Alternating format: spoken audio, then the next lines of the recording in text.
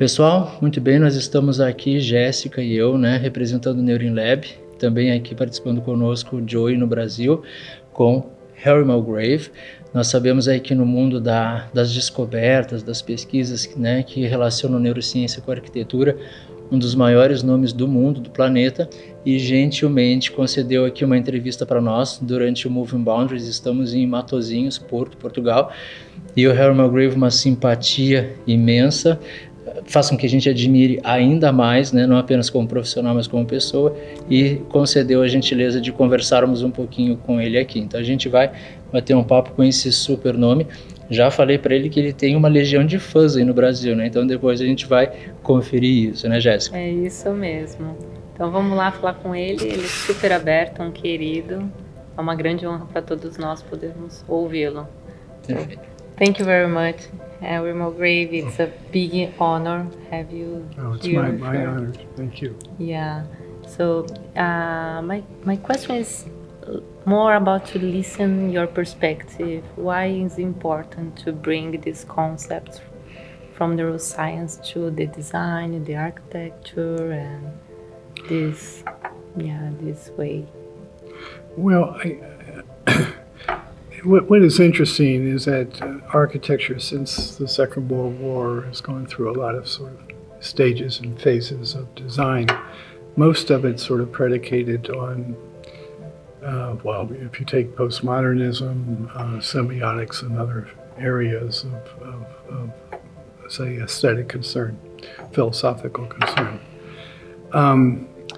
But in the last 35 years, there's been dramatic discoveries in terms of how we think, how we act, how we biologically, our metabolisms and how it works. And this knowledge, I think, has enormous potential for architects because it will allow the focus of architecture to move away a little bit from the object, as it were, the building, and more toward the human occupants of the building. And it's interesting since the beginning. Can I talk about the conference as well? Yes, of course. Since the beginning of the conference, there's been sort of a dichotomy among the architects, between the architects, I should say, and the scientists. And it's a false dichotomy because basically there's the presumption that architects are the creative individuals. They have to have the sort of poetic turn in their designs, and they don't want to be. The presumption is that somehow science is either reductive or sort of compresses creativity, as it were. This is completely wrong. Basically, we're in a new age of biology, in which we understand the ecology of the planet, the human ecology, all the aspects of human social life, how someone goes from a few days out of the womb to stages of enormous sort of development within the connections of the brain and how they mature to become a full adult. And more importantly for architects, well, just as importantly for architects, is the sort of the breakthroughs that we've made in human perception and just understanding how we respond to the world. We have, for many, many decades, presumed that we were basically visual creatures who only saw architecture through the eyes and could only interpret architecture through concepts. Now we have an entirely different breakthroughs with the understanding of areas like embodied simulation, that it takes the entire organism to respond and how it responds in different ways. And it also sort of takes the conceptual component of architecture out of what architects have traditionally presumed it to be. In other words, buildings were seen as symbols and and no one was really concerned with how people respond to the experience of the building. So as a consequence, we've got a global culture of glass boxes, towers everywhere, and they're not very attractive from a social or on a personal level. We have sort of forces controlling architectural development that are well beyond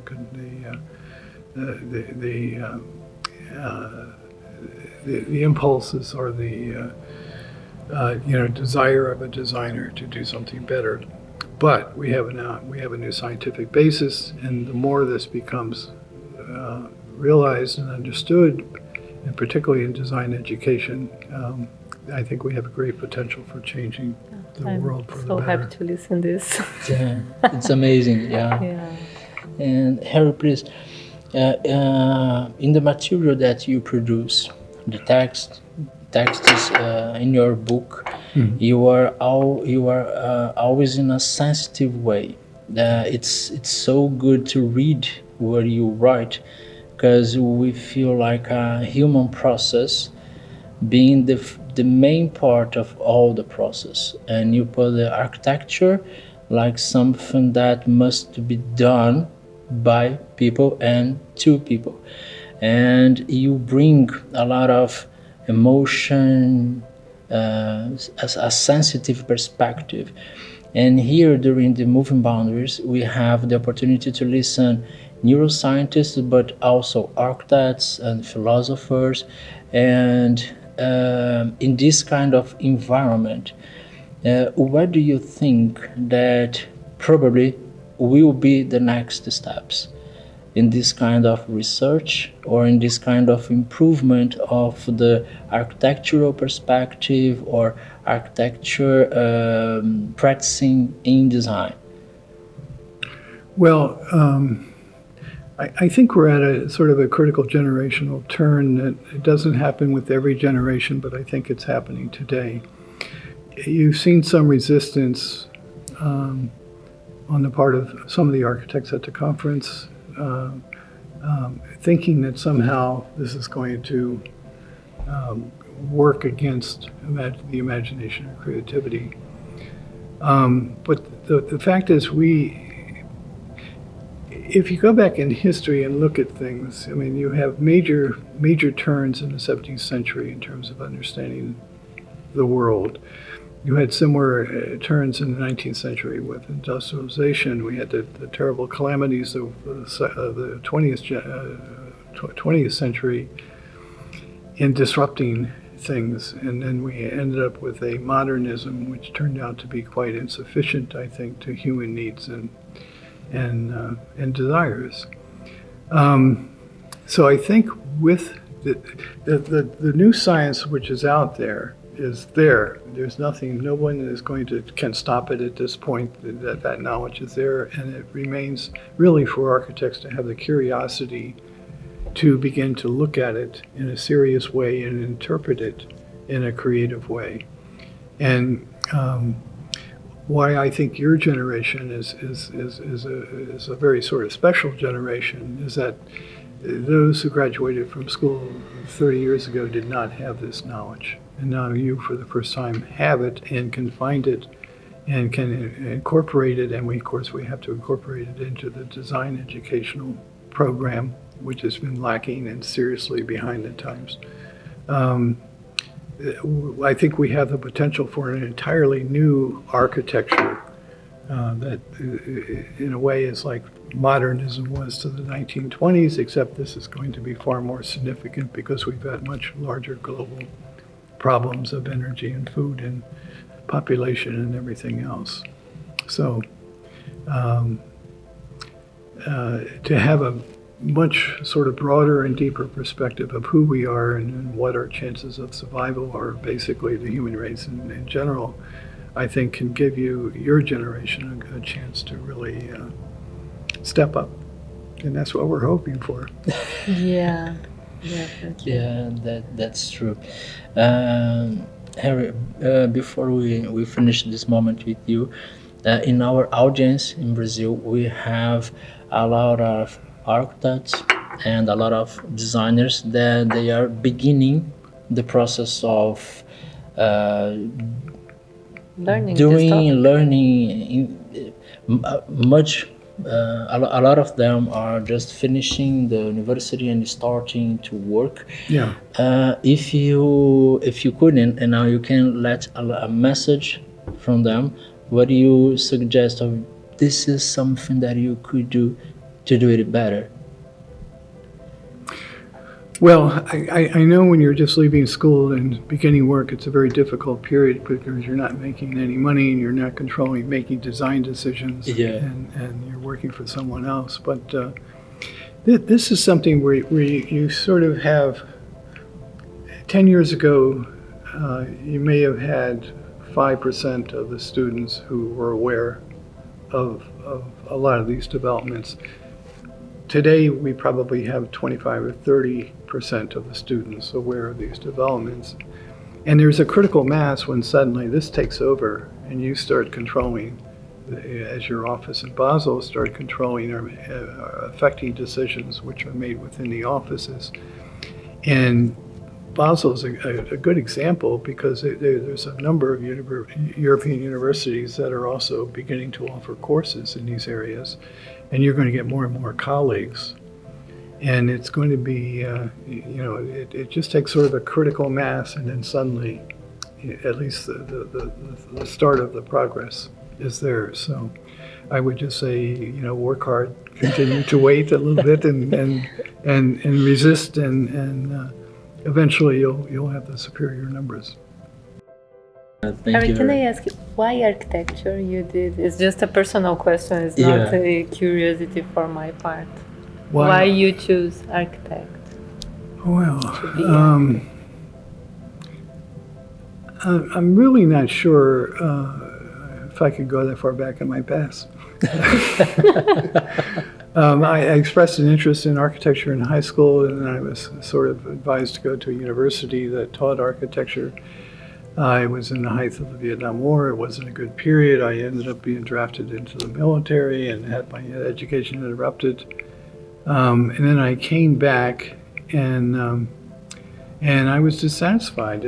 I came back out of the Army in 1970, and I worked in an office through finishing up my school through 1975, and within 2 or 3 years, I said, no, this is not. I don't want to go into this sort of office with this sort of practice. I was designing schools, and I'd done some research on schools when I was earlier in school, and I realized that we could design better classrooms than what we were designing and building within offices. So then I went back to get my PhD, and that was really the turning point, because I became involved with a number of other people through just my happenstance that sort of drove me. I worked for the Getty Research Institute in California, which is a research institute for the history of art in California for almost 20 years, for the 80s and 90s. And I got, at that point, I had a really sort of global overview of things. I was publishing a lot of books from different people from around the world, and then I did end up in teaching after that, but I mean, it was a slow development. I was sometime around the early 2000s. I was invited to a conference in British Columbia in Canada.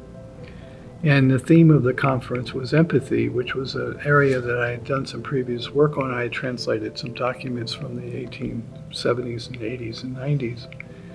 And I thought it was just going to be a discussion on the idea of empathy, or Einfühlung, or as it were. And as it turns out, there were a number of neuroscientists there who were actually doing studies trying to figure out why someone doesn't have empathy.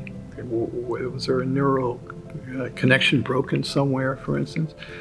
But then there were also a number of philosophers there who were taking this up, people like Evan Thompson, who were taking it up as this inactive, great sort of philosophical leap forward, as it were. Francisco Varela, Evan Thompson, and others were beginning to construct a philosophy of the mind, which is very, very different than anything that existed before. They were again drawing on these newer developments within the sciences and coming to an understanding that the old sort of Cartesian way we used to look at the world of mind and body and world, these are false distinctions, that there's much more interconnectivity and activity of the response of any organism with its environment.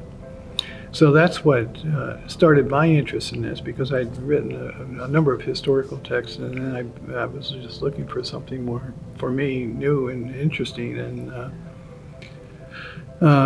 in your work, you talk about the Iceland theory. Yes. Yeah, because it's with the empathy movement, yeah.